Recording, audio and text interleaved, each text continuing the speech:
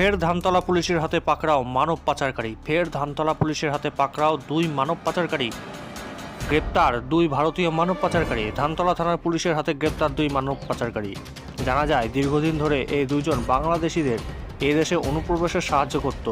এদের নাম এনামুল মণ্ডল এবং দীপঙ্কর বিশ্বাস। এনামুল ধানতলা থানার শ্রীরামপুরের বাসিন্দা এবং দীপঙ্করের বাড়ি ধানতলা থানার বারানবেড়িয়ায়। জানা যায়, এর আগেও এদের নামে দুটি একই মামলা ছিল। গতকাল তাদের ধানতলা থানার পুলিশ গ্রেপ্তার করে আজ রানাঘাট আদালতে পেশ করে বলে জানা গেছে।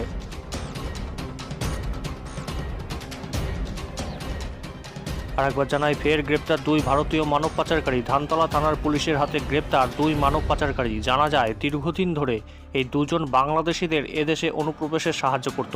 এদের নাম এনামুল মণ্ডল এবং দীপঙ্কর বিশ্বাস। এনামুল ধানতলা থানার শ্রীরামপুরের বাসিন্দা এবং দীপঙ্করের বাড়ি ধানতলা থানার বারানবেড়িয়ায়। জানা যায়, এর আগেও এদের নামে দুটি একই মামলা ছিল। গতকাল তাদের ধানতলা থানার পুলিশ গ্রেপ্তার করে আজ রানাঘাট আদালতে পেশ করে বলে জানা গিয়েছে।